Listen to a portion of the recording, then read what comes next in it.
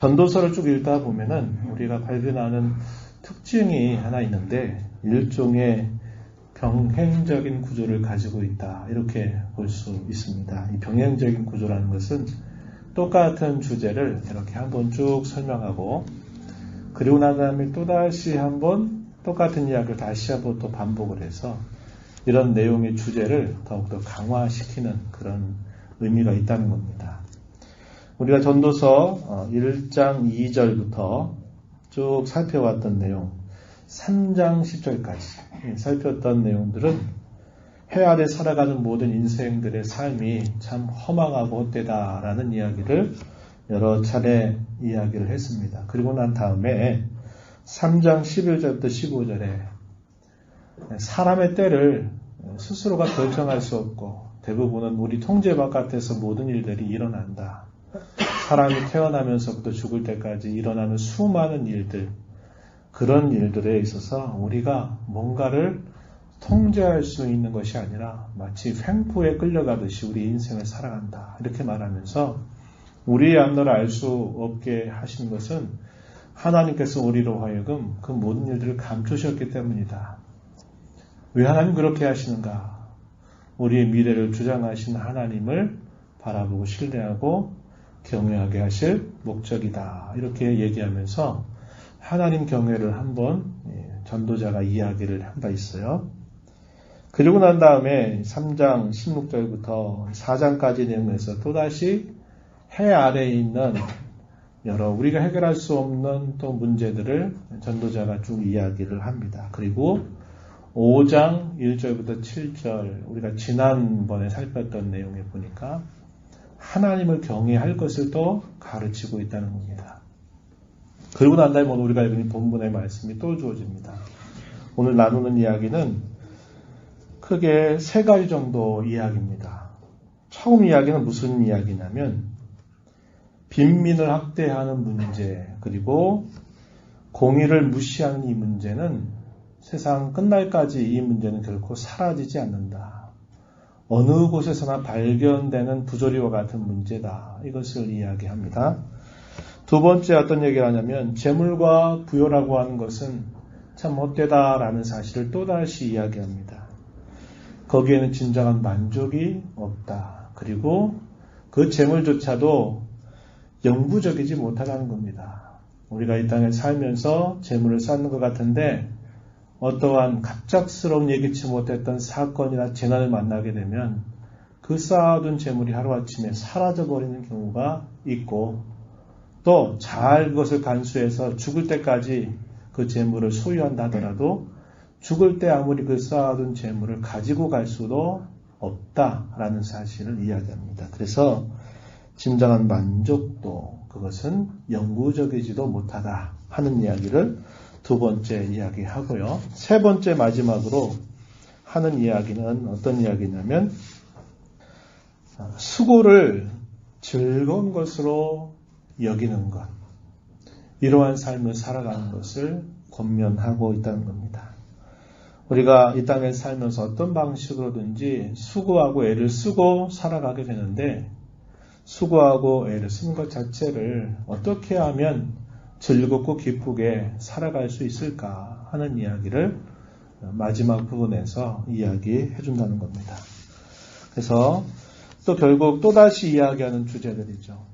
해 아래 사람들이 수고하고 애를 쓰는 문제도 역시 허망한 것이 가득하고 또 이 해 아래 살아가는 사람들 가운데 일어나는 삶의 부조리의 문제조차도 또다시 언급이 되고 있다는 겁니다. 그래서 아까 초대에 말씀드렸던 것처럼 일종의 계속적인 병행 구조를 이렇게 가지고 있다는 거예요. 그래서 또다시 우리가 살펴본 내용은 앞에서 한번 살펴봤던 내용을 또다시 한번 짚어보게 되는 내용을 만나게 되는 겁니다. 우리가 읽은 본문 가운데서요. 5장 8절 9절의 내용은 빈민을 학대하는 문제, 공의가 무시되는 이런 일들이 결국 종말 때까지 사라지지 않는다 하는 이야기를 하게 됩니다. 먼저 그 부분을 좀 짚어보도록 하겠습니다. 8절 앞에 보면은 이렇게 말합니다. 너는 어느 지방에서든지 빈민을 학대하는 것과 정의와 공의를 짓밟는 것을 볼지라도 그것을 이상히 여기지 말아라. 이렇게 말합니다. 이상한 일이 아니다 이 말이죠. 죄악으로 타락한 이 세상 속에서는 이렇게 가난한 사람들이 학대받는 일들, 그리고 공의와 정의가 무시되는 이런 일들은 항상 있게 마련이다. 그런 일이 생긴다. 그래서 그것을 이상하게 여기지 말아라. 이렇게 이야기합니다. 어느 도시에도 있는 일이고 어디서든지 있는 일이다 라고 말하는 것은요, 이것은 항상 어떤 시대에도 항상 이 문제는 항상 사라지지 않는 문제로 남아있다. 이게 타락한 세상 가운데 늘상 있는 일들이다. 이 사실을 이야기한 겁니다. 그래서 이런 불의의 문제들, 이런 문제들은 세상이 끝날 때까지 결코 사라지는 문제가 아니다 하는 사실을 이야기해 줍니다. 8절 이어지는 말씀에 보면요, 이렇게 말했어요. 다시 한번 본문에 가서 보시면 이렇게 말합니다. 높은 자는 더 높은 자가 감찰하고 또 그들보다 더 높은 자들도 있음이니라. 이런 불의의 문제들이 세상 도처에 있고 항상 이런 문제들이 있지만 중요한 것은 이런 모든 일들을 감찰하는 자가 분명히 있다라는 것을 이야기합니다. 이것을 거슬러 올라가면 하나님께 올라가는 거죠. 이런 부조리와 이런 불의, 부패의 문제들이 반드시 감찰하시는 분에 의해서 심판당할 때가 있다는 사실을 이야기하는 겁니다. 하늘의 상전이 살아계시죠. 그리고 다양한 계층, 우리가 살아가는 어떤 사회 속에서 지위가 더 높은 사람, 직급이 더 높은 사람, 그런 사람들이 있어요. 다양한 계층들이 있고 또 다양하게 어떤 계층들 뿐만 아니라 어떤 질서들을 따라서 살아가는 모든 인생들을 하늘의 상전께서 궁극적으로 감찰하신다는 사실을 이야기합니다. 그래서 우리가 이러한 일들을 보면서 불의한 자가 되어서는 안 될 것이고, 그렇다고 그래서 또 한편 지나치게 의로운 자처럼 우리가 스스로 생각해서도 안 된다는 겁니다. 전도서 7장 16절로부터 18절 말씀 한번 보시기 바랍니다. 지나치게 의인이 되지도 말며 지나치게 지혜자도 되지 말라. 어찌하여 스스로 패망하게 하겠느냐. 지나치게 악인이 되지도 말며 지나치게 우매한 자가 되지 말라. 어찌하여 기한 전에 죽으려고 하느냐. 너는 이것도 잡으며 저것에서도 내 손을 놓지 아니하는 것이 좋으니 하나님을 경외하는 자는 이 모든 일에서 벗어날 것임이니라. 아멘. 16절, 17절 지나치게 의인 되지 말아라. 또 지나치게 지혜자가 되지 말아라. 또 반대로 지나치게 악인 되지도 말아라. 지나치게 우매한 자도 되지 말아라. 치우치지 말라는 거죠. 이렇게 치우치지 않으려면 어떻게 해야 되느냐. 18절 끝에서 말하죠. 어떻게 된다고 말합니까? 하나님을 경외하는 자는 이 모든 일에서 벗어날 것임이니라. 이렇게 말합니다.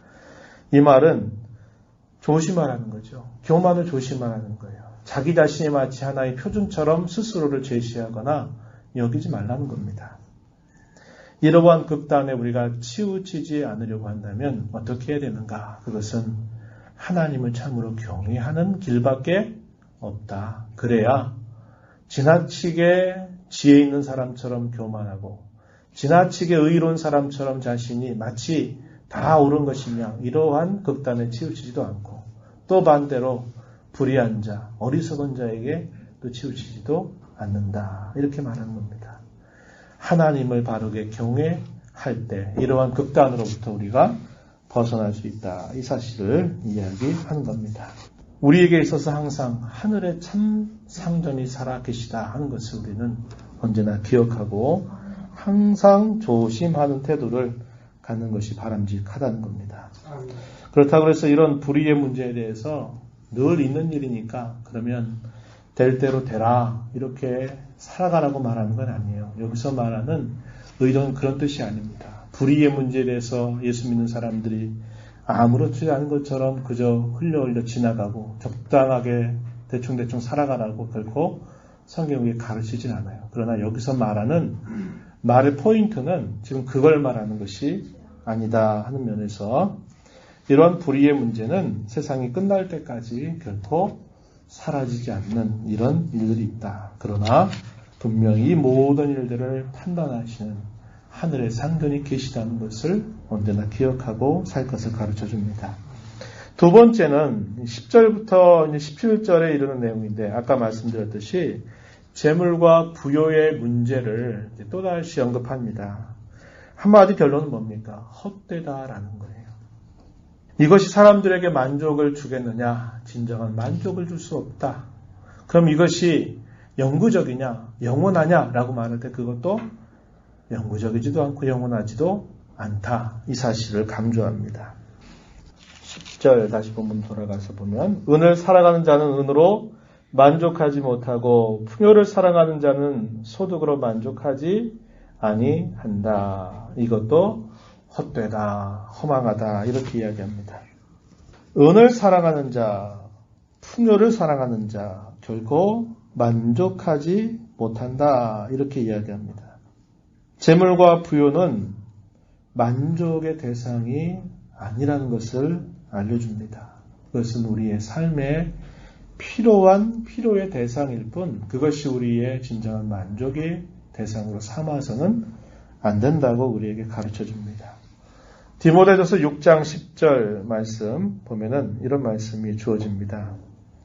돈을 사랑함이 일만 악의 뿌리가 되나니 이것을 탐내는 자들은 미혹을 받아 믿음에서 떠나 많은 근심으로써 자기를 찔렀도다.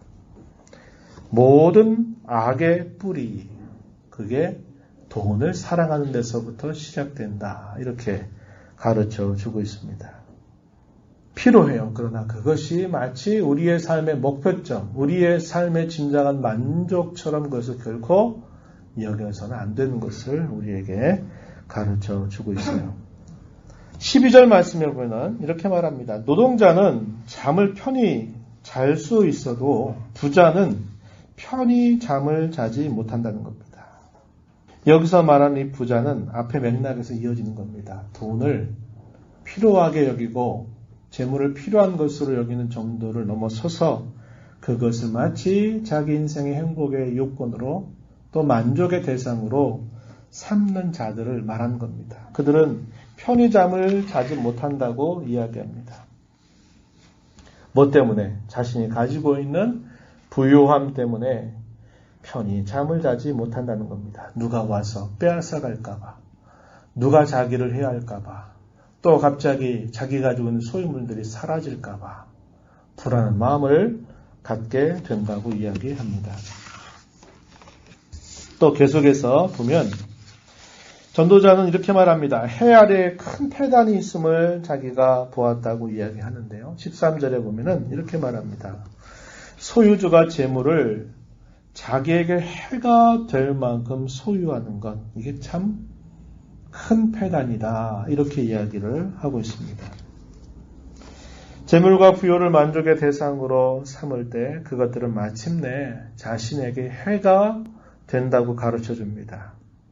두 가지 면을 생각할 수 있는데 첫 번째는 뭐냐면 일평생 쌓아둔 재물이 갑작스러운 재난으로 한꺼번에 사라질 수 있다고 이야기합니다. 이어지는 말씀 한번 보실까요?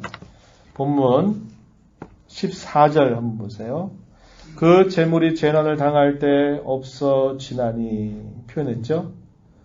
재난으로 인해서 하루아침에 그가 쌓아둔 모든 재물이 사라질 수 있다는 겁니다.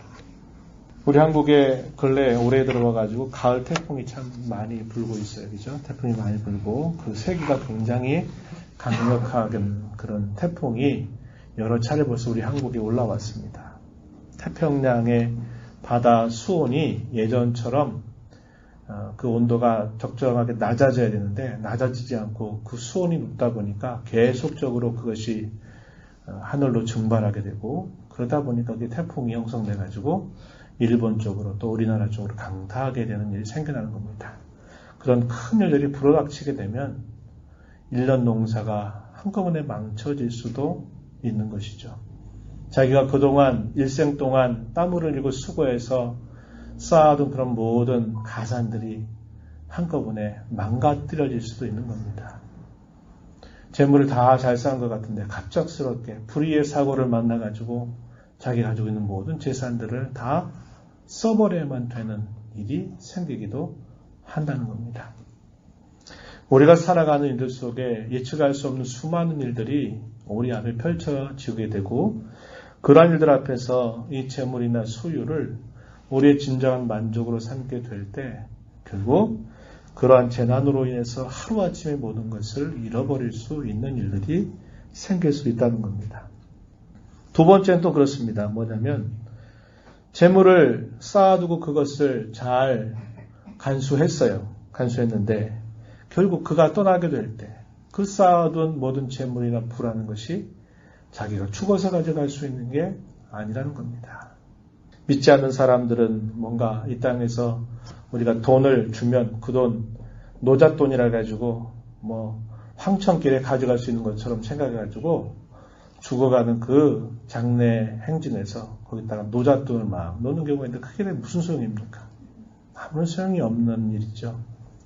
사람이 재물을 비록 이 땅에 살면서 갑작스런 불의의 사고나 재난을 만나서 그것을 잃지 않고 잘 간수하는 것처럼 보여도 그가 떠나게 될 때는 그는 모든 것들을 다 두고 떠나야만 된다는 겁니다.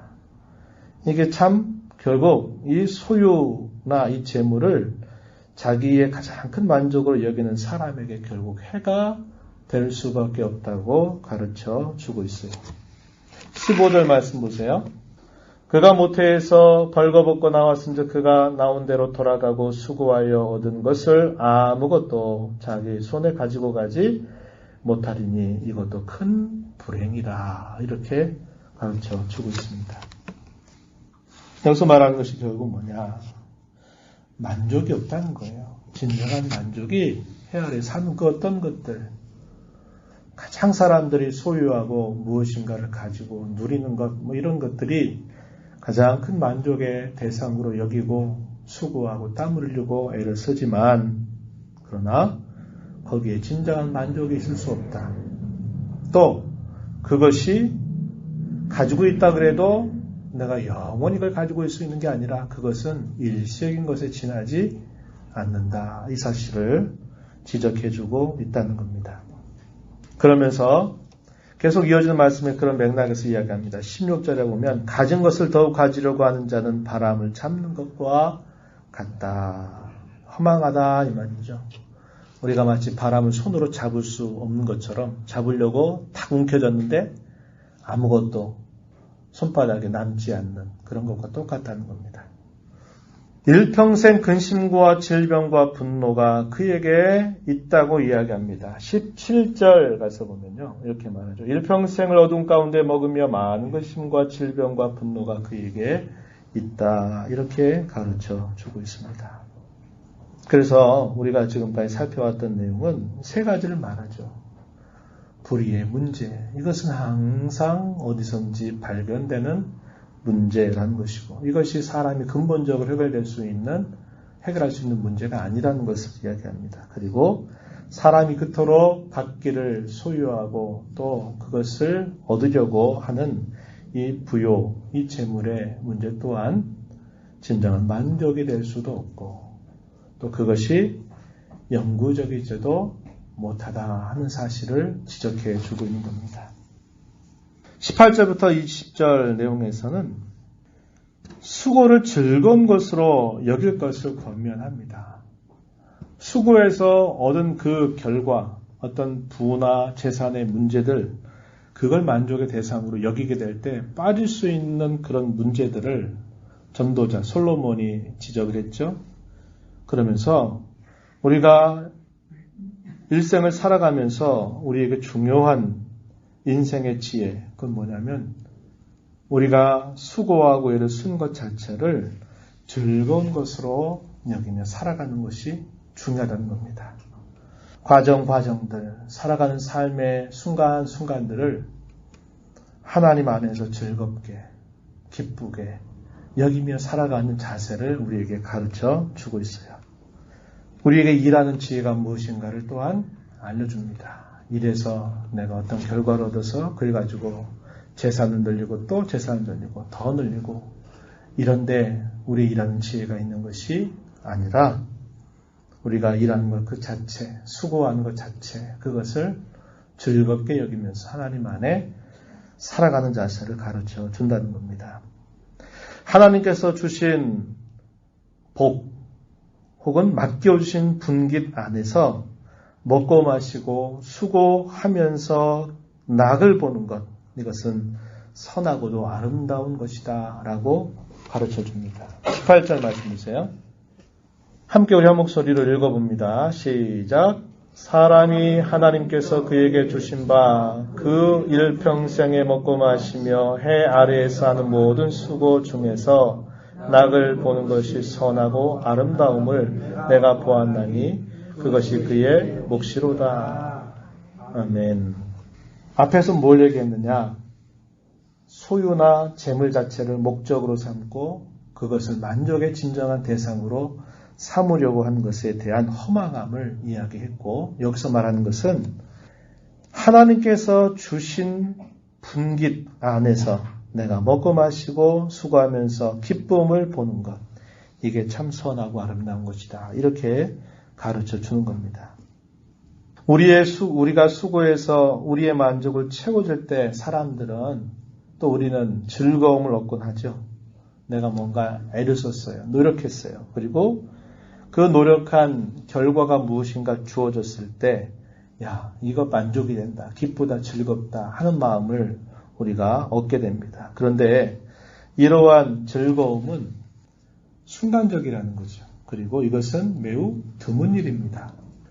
여러분들께서 인생을 사시면서 뭔가를 계획한 그 목적이 내가 목적을 한번 딱 통닭해서 그게 하루아침에 딱 결과로 주어지는 경우는 없어요. 많은 시간들을 투자해야 되고 또 절제를 해야 되고 집중을 해야 되고 무엇인가 거기에 내 에너지를 쏟아 부어야 된단 말이죠. 쏟아 부어도 그 결과가 내가 기대한 결과가 바로 탁 주어지는 경우는 희귀한 일이죠. 오늘날 우리 한국 사회는 청년 실업의 문제가 굉장히 큰 문제입니다. 대학까지 졸업을 하고 뭔가 시험을 치르고 자격을 얻어서 무엇인가를 하려고 하는데 오늘 그 경쟁률이 얼마나 셉니까? 사회가 불안하다 보니까 국가에서 한 어떤 이런 정책에 참여하게 되는 게 좋겠다는 생각을 가지고 거기에 다 쏟아부어요. 그러니까 얼마나 경쟁률이 높아지고 그 시험을 치른다 그래도 쉽게 예전처럼 이렇게 합격이 되지 못합니다. 절차가 복잡하죠. 그러니까 그만큼 내가 무엇인가 하나 얻으려고 이렇게 애를 쓰고 노력한다는 것이 내가 그렇게 많은 걸 투자한다고 해서 그 결과가 툭 주어지는 것이 아니란 말이죠. 그래서 우리의 어떤 즐거움이나 우리의 만족을 내가 뭔가 하고자 하는 그 결과치에다가 두고 무엇인가를 할 때는 이런 즐거움은 우리에게 너무 먼 이야기처럼 다가온다는 겁니다. 그리고 매우 희귀한 일이에요. 1000명 뽑는 사람 중에 불과 10명 혹은 몇 명 정도만 거기에 들어갈 수 있게 돼요. 성경 우리에게 말합니다. 수고 자체를 즐겁게 여기는 것. 그리고 그 수고의 결과를 즐거워하는 자세를 가질 것을 우리에게 가르쳐 주고 있습니다. 내가 이거에서 뭐해? 그거 그렇게 해가지고 결국 뭐 할 건데 우리의 사고방식은 그런 거거든요. 굉장히 실용적인 목적에 항상 우리의 생각이 머무르게 돼요. 그러다 보니까 내가 뭔가를 하겠다는 것이 이루어지지 않게 되면 거기로부터 좌절감을 느끼게 되고 절망감을 느끼게 되고 자기의 삶의 의미를 다 잃어버려서 방황하는 일들이 많이 생겨나는 겁니다. 그러나 우리 예수 믿는 사람들에게 성경이 교훈하는 것은 내가 이렇게 수고할 수 있는 것 그 자체를 즐겁게 여기는 자세를 가지라는 거예요. 삶의 과정을 내가 하나님 안에서 즐거워하면서 살아가는 겁니다. 그런 자세를 가지라는 거예요. 그럼 어떻게 가능할까요? 내가 뭔가 이루고자 하는 목표가 그게 거기에 만족이라고 하는 걸 목표점을 설정하게 되면 그런 삶은 굉장히 희귀해져요. 성경이 가르치는 것은 그건 우리의 삶의 진정한 목표가 될 수 없고 만족의 대상이 되지 못한다는 거예요. 우리의 만족은 오직 하나님 안에서 우리에게 주어지는 선물입니다. 그래서 우리가 부나 이런 재산의 이런 문제, 부요함의 문제를 생각할 때는 그것이 우리의 목적이 되도록 설정을 하면 안 된다는 겁니다. 그것은 우리에게 필요한 것이고 그것은 우리에게 하나의 수단이어야지 그것이 목적이 되게 되면 이러한 패단 안에 우리가 늘 갇혀 살게 되고 그렇게 되면 수고하고 노력하는 것 자체를 즐거워하고 그 안에서 보람을 얻을 수 없게 된다고 하는 겁니다. 교회당에서 내가 무엇인가를 봉사할 수 있는 것, 제가 여러 번 그런 말씀을 함께 나눴는데 쉽지 않죠. 그러나 우리의 의식을 바꿔야 돼요. 왜 나만 해야 되는가? 왜 누구는 안 하는가? 이런 생각이 끊임없이 우리 마음속에 일어나거든요. 그럴 때 그런 마음을 먹으면 열심히 땀 흘리고 애를 쓰고 한 다음에 마음이 불편해져요. 물론 우리 모든 성도들은 그렇게 하지 않도록 해야 됩니다. 모두가 다 서로가 질 수 있는 짐을 나눠지는 자세를 갖고 함께하는 자세가 가장 바람직한 자세인데 그런 과정에 이르기 전까지 그런 겁니다. 왜 나만? 왜 누구는 안 하고? 왜 나만? 이런 생각을 하다 보면 애는 애대로 쓰고 수고는 수고대로 하는데 그 결과는 내 마음이 상해버리는 거예요. 그래서 내가 할 수 있는 것 자체를 하나님 앞에서 복된 것으로 여기는 자세, 이런 의식의 전환이 우리에게 있어야만 된다는 거예요. 다른 사람과 비교해서 항상 그런 판단이나 잣대를 들이대는 자세를 갖지 말고 하나님께서 내게 이런 마음을 주셔서 내게 이러한 기회를 주셔서 하나님 이렇게 할 수 있게 하시는구나. 이런 생각의 전환을 의식적으로 노력해야만 돼요. 쉽게 다가오지 않거든요. 19절 가서 보면 이렇게 말합니다. 또 하나님이 재물과 부요를 주사 누리게 하시며 몫을 받아 수고함으로 즐거워하게 하신 것은 곧 하나님의 선물이다. 이렇게 말합니다. 수고함으로 즐거워하게 하시는 것, 이건 하나님의 선물이라는 거예요. 그러나 많은 사람들은 이런 것을 느끼지 못하는 겁니다. 수고했는데 왜 결과가 이 모양이야? 왜 수고했는데 나에게 아무것도 없어? 이런 생각으로 항상 원망하고 불평하고 좌절하는 일들이 생겨난다고 하는 겁니다. 그래서 우리가 이러한 일들을 볼 때 하나님께서 때로 재물과 부요를 주셔가지고 누리게 하실 때, 그럴 때에는 그것을 우리에게 주신 분의 기대가 있고 그분의 뜻이 있다는 것을 생각해야 합니다. 내가 많이 노력해서 내가 남들보다 더 좋아서 내가 이렇게 많은 걸 가지고 있지 이런 자세를 갖는 것이 아니라 하나님께서 내게 무엇인가를 더 맡겨주셨다고 할 때는 그분의 기대가 있습니다. 그분이 기대하시는 바람이 있다는 것을 헤아리며 살아가는 것이 지혜롭게 우리의 삶을 살아가는 것이다 하는 것을 우리는 꼭 기억해야 한다는 겁니다. 자, 이런 내용들이 본문의 내용인데요. 이 가운데서 적용을 한번 해보도록 합니다. 사람의 생명이나 생활은 결코 소유의 넉넉함에 있지 않다는 것을 알자는 겁니다. 소유 자체는 목적이 아니라 그것은 수단이지 목적이 되어서는 안 된다고 하는 겁니다. 소유나 재물이나 부요함은 만족의 대상으로 삼아서는 안 됩니다. 우리는 욥의 자세를 보면서 배울 수 있습니다. 욥은 갑작스럽게 당한 재난으로 인해서 그가 가지고 있는 모든 것들을 하루아침에 다 잃어버리고 상실해버리는 아픔을 겪게 됩니다. 살아는 목적이 있어요. 그렇게 되면 그가 가지고 있는 소유물을 다 빼앗아 버리면 그도 별 수 없지. 똑같은 인생에 지나지 않지. 하나님을 원망하고 불평할 거다라고 장담했습니다. 그런데 욥은 어떻게 했습니까? 자기가 가지고 있는 모든 것들을 다 빼앗겼을 때 그는 이렇게 하나님한테 고백합니다. 욥기서 1장 20절로 22절 말씀의 내용에 이렇게 말합니다. 욥이 일어나 겉옷을 찢고 머리털을 밀고 땅에 엎드려 예배하며 이르되 내가 모태에서 알몸으로 나와 싸운 즉 또한 알몸이 그리로 돌아가올지라. 두신 이도 여호와시요 거두신 이도 여호와시오니 여호와의 이름이 찬송을 받으실지니이다 하고 이 모든 일에 욥이 범죄하지 아니하고 하나님을 향하여 원망하지 아니하니라. 준비가 다 돼 있었던 사람이었습니다. 이것은 갑작스럽게 조작해낼 수 있는 것, 갑작스럽게 내가 이렇게 해야지 되는 게 아니에요. 어떤 겁니까? 늘 그렇게 마음가짐을 가지고 살아왔고 그런 생각을 가지고 있으니까 그런 갑작스러운 재난을 당해도 툭 튀어나오는 말이 하나님 어찌 이럴 수 있나요?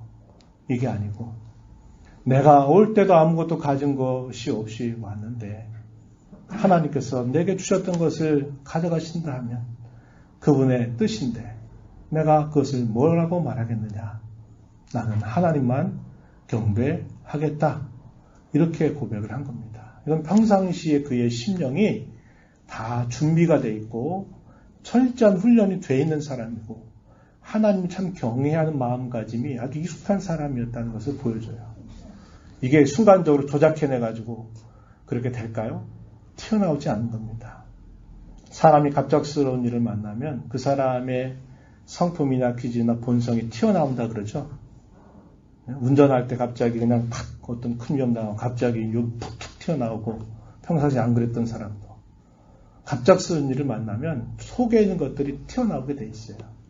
그러나 욥은 잘 훈련된 사람이었고 하나님을 참 경외하는 삶이 아주 익숙한 사람이었어요.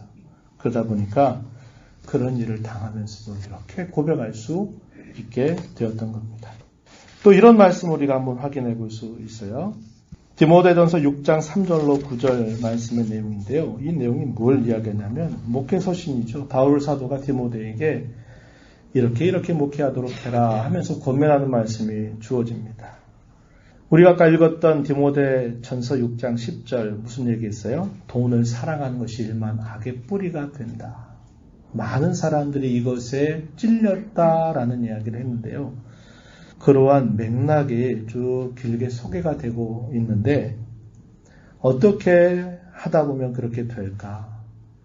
돈을 목적으로 삼고 그것을 자기의 삶의 진정한 만족으로 삼게 될 때 결국 모든 악이 거기로부터 나온다고 이야기하는데 좀 더 근본적인 이야기는 뭐라고 사도가 가르치냐면 바른 교훈을 하고 바른 말, 곧 우리 주 예수 그리스도의 말씀과 경건에 관한 교훈을 따르지 않게 되면 다시 말씀드려서 하나님의 말씀을 늘 가까이 그의 심령에 끼고 살지 않는다면 어떤 일이 벌어지느냐?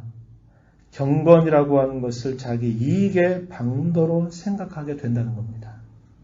오늘 많은 종교 지도자들이 소위 영적인 일, 거룩한 일을 한다고 말하면서 결국 뭘 품느냐? 자기 신앙을, 경건함을, 자기가 돈 얻는 것에 거기 목적을 둔다는 거예요. 왜 그럴까요? 바른 교훈을 따르지 않게 되면 목회자라도 종교 지도자라도 하나님 말씀에 그의 심령 속에 없으면 경건을 참된 유익으로 삼는 게 아니라 경건을 자기 이익을 위한 수단으로 삼는다는 거예요. 얼마나 많은 사람들이 그런 일에 결국 양심이 팔려버리고 그렇게 쓰러지는 경우들이 많은지 모릅니다. 그래서 사도는 말하는 겁니다. 무엇보다도 주의 말씀, 진리의 말씀을 그의 가슴에 품어야 될 것을 이야기합니다. 그러면서 사도는 말하기를 자족하는 마음을 갖게 될 때 경건이 큰 이익이 된다. 만족을 이 재물에 두고 이 재물의 목적을 재물을 많이 가진 것에 목표점을 두게 되면 결국 그것으로 인해서 결국은 패망하게 되는 일이 따라오지만 그러한 물질적인 것을 마치 자기의 삶의 목적으로 삼는 것이 아니라 하나님의 말씀을 그의 심령 속에 두고 자족하는 마음을 갖는다면 그것이 참으로 유익한 일이다. 이렇게 말하면서 디모데전서 6장 8절에 사도가 이렇게 말합니다. 우리가 먹을 것과 입을 것이 있은즉 족한 줄로 알 것이라. 부하려 하는 자들은 시험과 올무와 여러 가지 어리석고 해로운 욕심에 떨어지나니 곧 사람으로 파멸과 멸망에 빠지게 하는 것이다. 이렇게 이야기하면서 이런 물질이나 부요함을 만족의 대상으로 여기지 말라는 거예요. 그러기 위해서 근본적으로 우리가 가진 게 뭡니까? 진리를 가슴에 품으라는 거예요. 참된 경건을 마음속에 배양하라는 거예요. 그게 없으면 결국 물질을 따르려고 하고 품으려고 하고 그걸 얻으려고 하다가 결국 패망하게 된 일들이 따라온다고 가르쳐 주는 겁니다. 하나님은 저와 여러분에게 말씀하셨어요. 돈을 사랑하지 말고 있는 바를 족한 줄로 알아라. 이렇게 얘기하셨고 또 이렇게 약속하십니다. 그가 친히 말씀하시기를 내가 결코 너희를 버리지 아니하고 너희를 떠나지 아니하리라 하셨느니라. 그러므로 우리가 담대히 말하되 주는 나를 돕는 이시니 내가 무서워하지 아니하겠노라. 사람이 내가 어찌하리요 하노라. 히브리서 13장 5절 6절에서 말합니다. 하나님은 저와 여러분에게 필요한 것을 공급하시고 채워주시겠다고 약속하셨습니다. 그분은 어떤 분입니까? 금도 그분의 것이요 은도 그분의 것이라고 말합니다. 학개서 2장 8절에 은도 내 것이요 금도 내 것이니라 만군의 여호와의 말이니라. 그 하나님이 말씀하셔요. 내가 너를 떠나지 않고 내가 너를 돌보겠다. 우리가 이 땅에 살면서 먹고 살고 있고 하는 문제들을 하나님 외면하지 않겠대요. 그분은 천지의 모든 것을 가지고 계신 분이십니다. 그런데 우리가 그 하나님의 약속의 말씀을 뒷전으로 하고 내가 물질을 채우고 돈을 벌고 또 그런 것들을 삶의 목적으로 만족으로 여기고 살아간다면 온갖 시험 속에 빠져서 결국 패망하게 되는 일들이 따라온다고 가르쳐 줍니다. 여기서 말씀을 마무리합니다. 여러분, 우리가 이 땅에 살면서 재물과 돈은 나쁜 것이 아니에요. 그것은 우리에게 필요한 것입니다. 그러나 그걸 목적으로 삼고 살아서는 안 돼요. 그것은 수단입니다. 어떤 수단이요? 하나님 섬김의 수단입니다. 내가 하나님을 섬겨서 하는데 필요한 수단이 되도록 해야지 그 선을 넘어서면 그것 때문에 결국 범죄하게 되고 그것으로 인하여 결국 패망하게 되는 일들이 따라온다는 겁니다. 욥이 그렇게 고백할 수 있었던 것은 뭡니까? 거기에 목적을 두지 않았다는 거예요.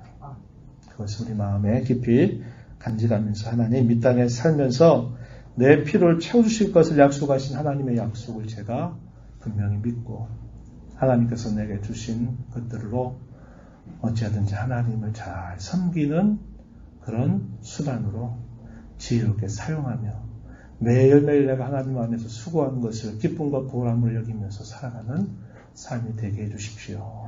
이러한 기도를 하나님 드리면서 살아가는 저와 여러분이 되기를 바랍니다.